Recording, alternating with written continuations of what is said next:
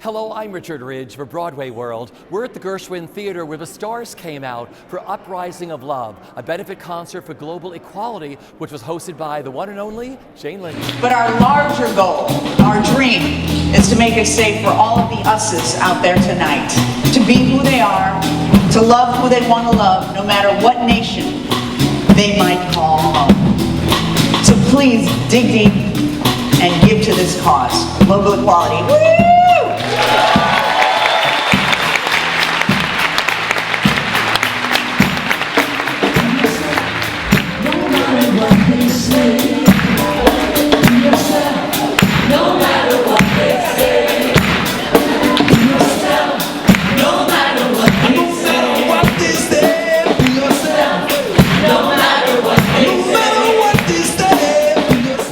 Welcome back to Broadway with The Last Ship. How does it feel so far? Incredibly exciting and terrifying in equal measure, as it should be.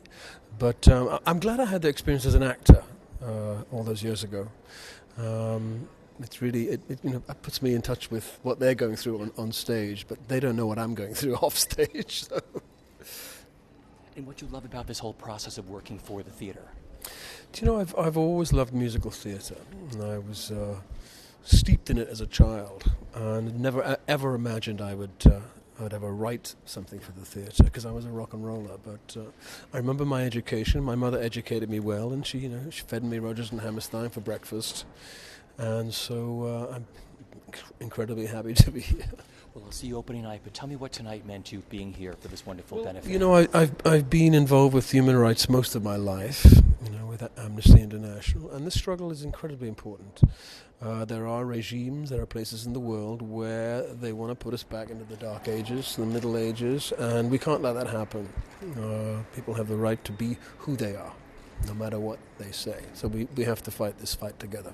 Thank you for being here tonight. I'll see you. So here we are. Thank you again for doing what you do best. This was phenomenal tonight. How do you feel? I'm just overwhelmed. It was a better evening than I think any of us expected. When you put it all together, all the representatives of different countries and some really brave people, and then amazing performances. And I mean, God loves Sting and Patti LuPone and Billy Porter, and coming and on their days off or dragging themselves in from the country, to give such support to this kind of cause and this organization, and be the reason that people come and pay the bucks for the seats. But really, and people from the shows who are here on their day off, volunteering their time. I mean, it was just amazing.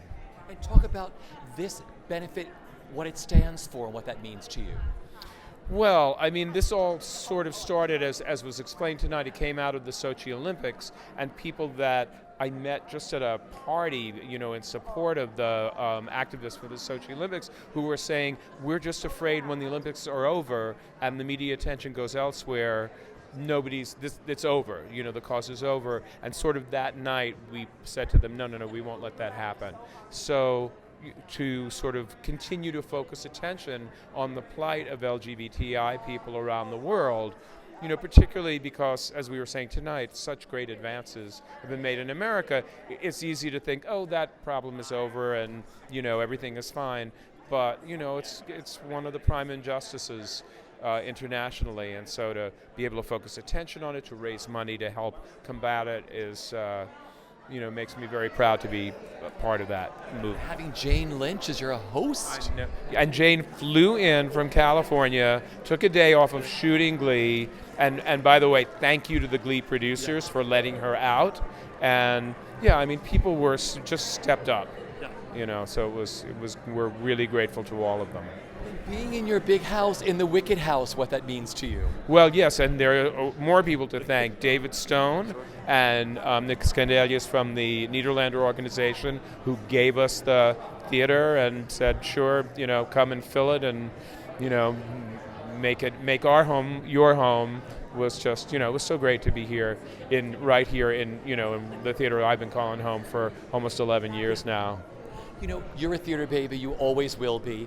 What is it like? I mean, you have the Gershwin with Wicked, you have Pippin at the Music Box. What it means to you when you walk down the street and see your shows on the marquee? What does it mean to you, Stephen? It's so thrilling. I actually did that the other night. I came and checked in at Wicked because I haven't been here for a while, and took some notes. And it was a 7 o'clock curtain, so it came down to 10. And I thought, oh, I could go see the end of Pippin. So I did. So that was a pretty exciting night for me. Is it all surreal? It is surreal. Yeah, I have to say it is. I still don't quite believe it's all going on. I mean, tonight too was surreal, but I just feel all of us are so proud of this evening, and I'm proud of the audience, frankly, for being here and supporting this. And I just know that this movement and this cause is going to keep fighting on. Oh, anytime I can help out my gay brethren and sisterin, I'm all for it. What did you do tonight? Tell us what you sang. I sang an arrangement of I Am Changing, which is from my new album called Billy's Back on Broadway. So that's what I sang. It's a terrific album. Tell me how long it took you to make the album, the songs that are on it. It took me 10 days. We recorded the orchestra for 3, and then I recorded vocals for 7. But just sort of going in and singing, a song a day or a couple songs a day. And I chose the material based on the theme of acceptance, empowerment, love, all the things that we're here for tonight. And that's what I did. Such a great CD. Thank you. Talk about life over Kinky Boots. This huge hit continues to dazzle audiences, and just the way it touches people, what it means to you. Well, it means that, for me, it represents that all of the choices that I made early in my life, to be truthful and honest about who I am and share that with the world, were the right choices. Even in the face of being told that they would be the wrong choices, they are the right choices, and Kinky Boots is a culmination of that for me. So it's really quite breathtaking.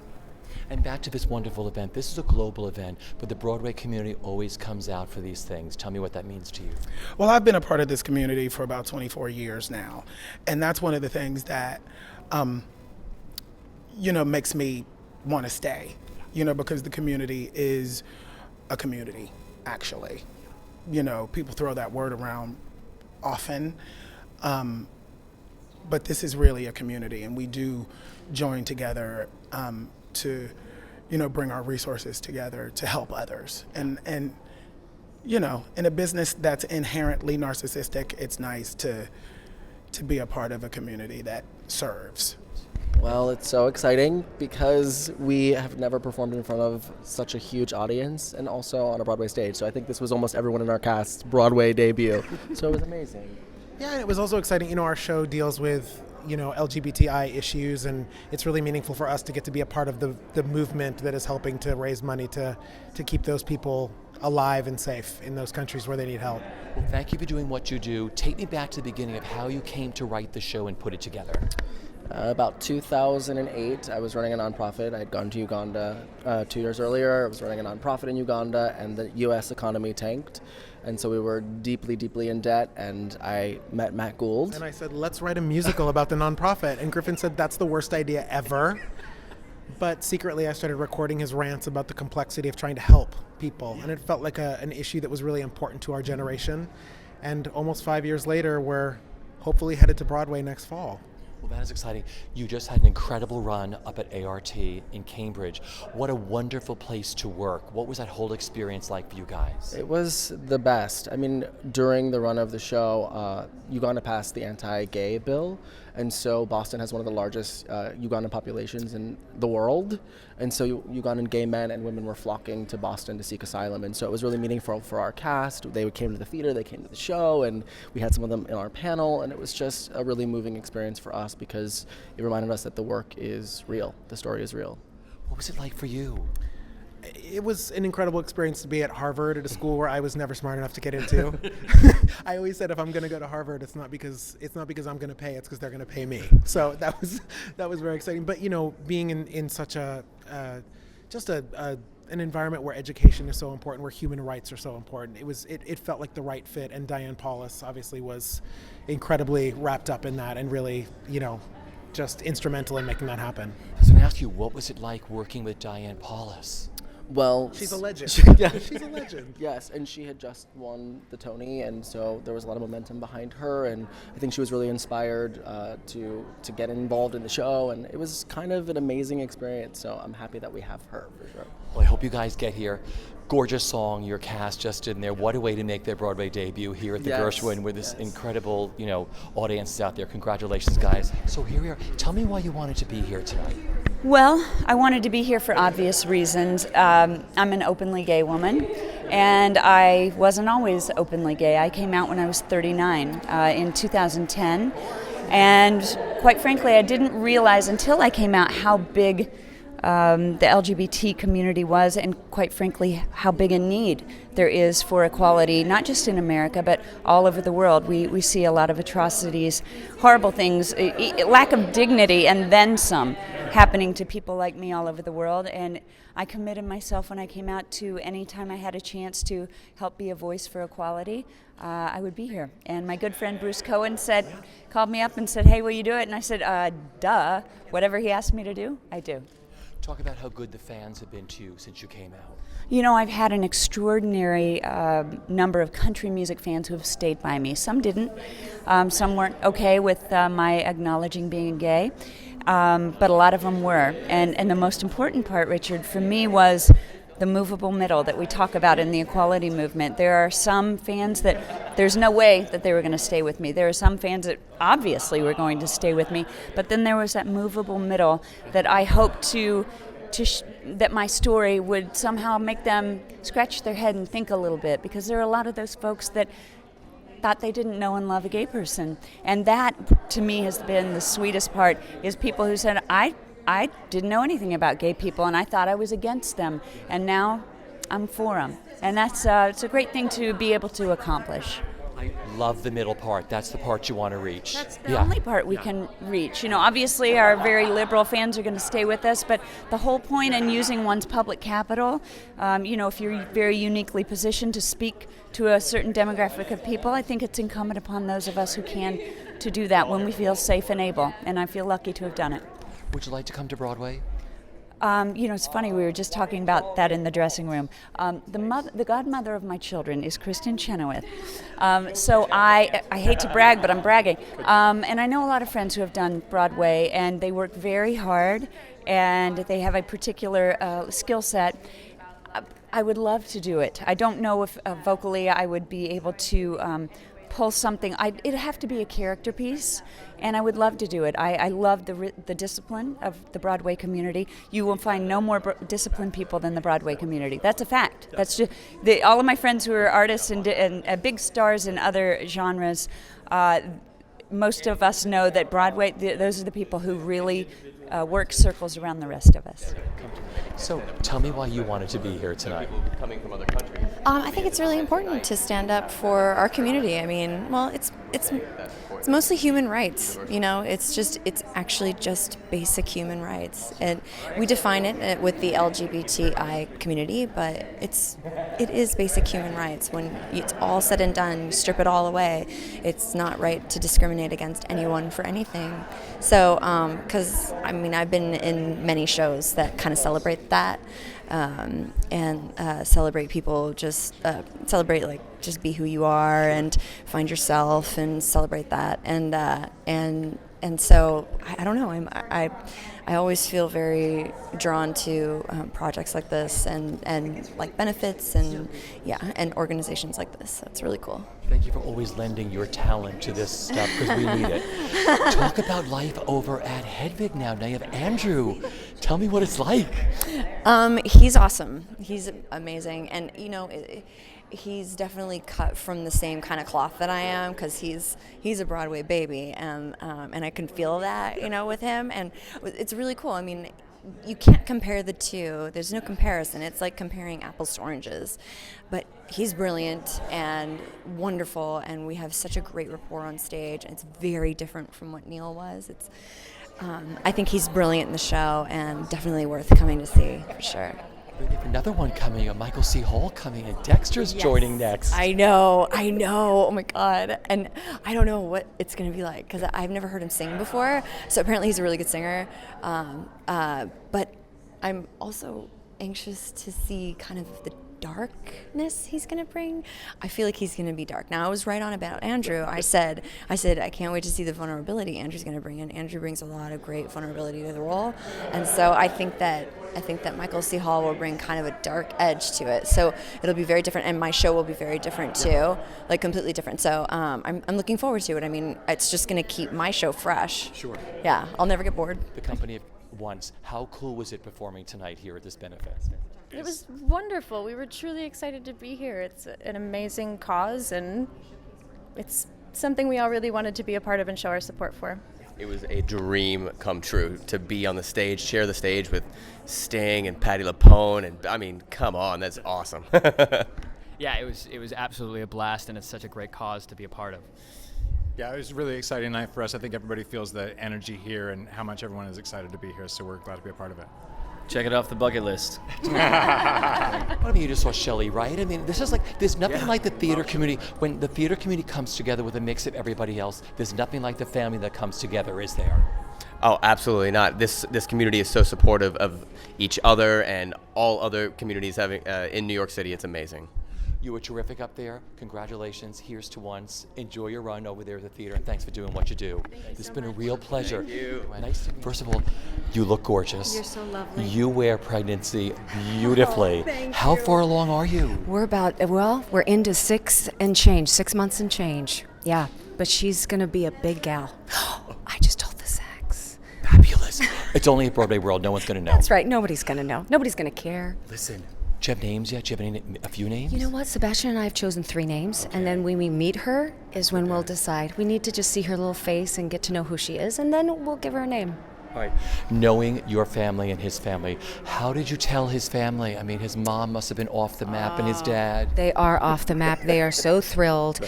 This will be their 3rd grandchild. It will be my parents' 6th grandchild.